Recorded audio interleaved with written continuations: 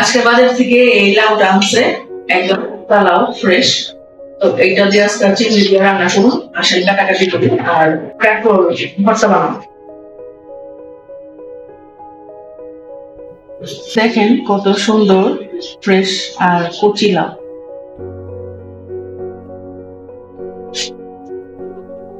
এইভাবে লাউটা কাইটা লইতাছি, আমাগো বাসায় ছোট কাল থেকেই দেখতেছি যে চিংড়ি দিয়ে লাউ রান্না করলে এইভাবে কাটে।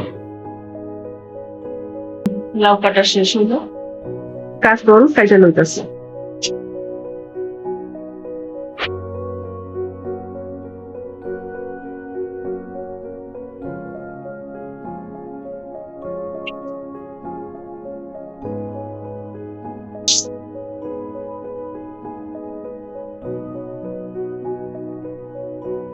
কাঁচরোল সিদ্ধ করার জন্য পরিমাণ মতো পানি দিলাম, ঢাইকা দিলাম।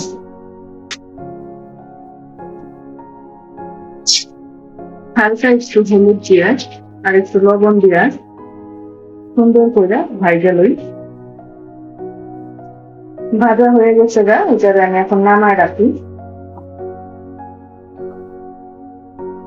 হাঁড়ি বসায় দিলাম, চিংড়ি ভাজার তেলগুলা আমি হাঁড়িতে দিয়ে দিতেছি। তার সাথে আরেকটু তেল আমি দিছি। তেল গরম হয়ে গেছে গা, এবার আমি পেঁয়াজ দিতেছি।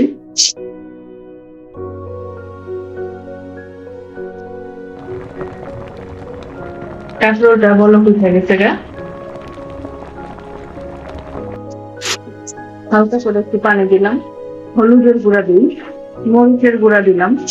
আচ্ছা, এই জায়গায় আমি একটা কথা কইয়া রাখি, অনেকেই দেখি আমি লাউয়ের তরকারিতে আদা জিরা অমুক তমুক অনেক কিছু মশলা দেয়, কিন্তু বাস্তব কথা হলো লাউয়ের তরকারিতে এত মশলা লাগে না, শুধুমাত্র একটু হলুদের গুঁড়া আর মরিচের গুঁড়া দিয়া লাউ রান্না খায়া দেখবেন, দেখবেন এটা টেস্টটা কত সুন্দর আসে।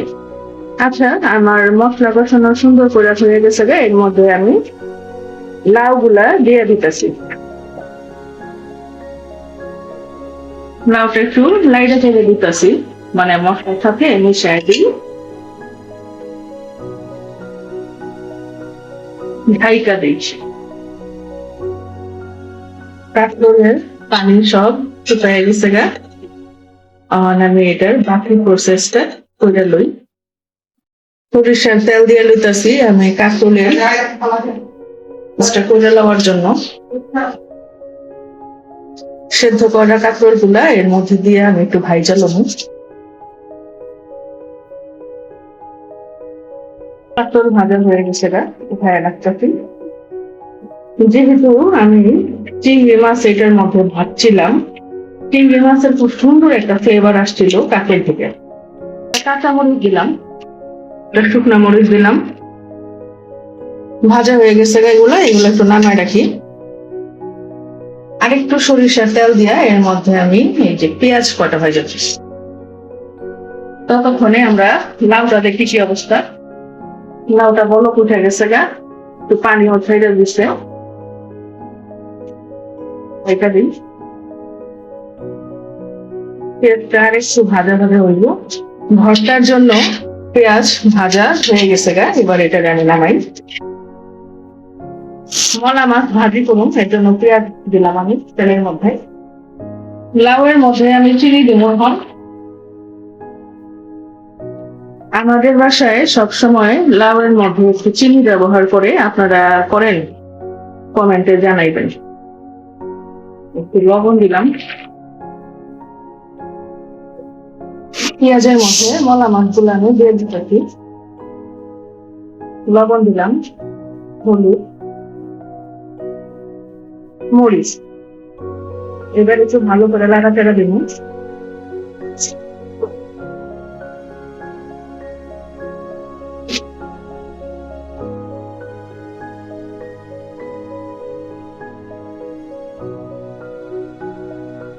লাউয়ের তরকারিতে এখন আমি চিংড়ি মাছগুলা দিয়ে দিতেছি।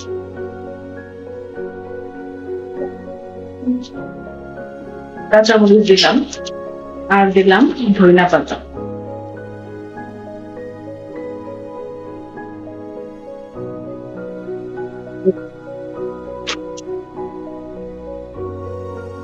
মলা মাছটা আমার রেডি হয়ে গেছে, এটা আমি এখন নামাই নেব।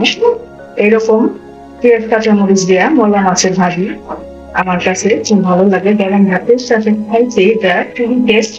আপনারা একবার ট্রাই করতে পারেন, ভালো লাগবে। লাউ চিংড়িটা আমার কমপ্লিট হয়ে গেছে গা, এখন এটা 5 মিনিট রেস্টে থাকুক। আর কাঁকরোল ভর্তা বানানোর টাইম হয়ে গেছে, চলেন ভর্তা বানাই। পরিমাণ মতো লবণটা লইলাম, এবার আমি এটারে হাতে মাইখা ভর্তাটা বানাবো।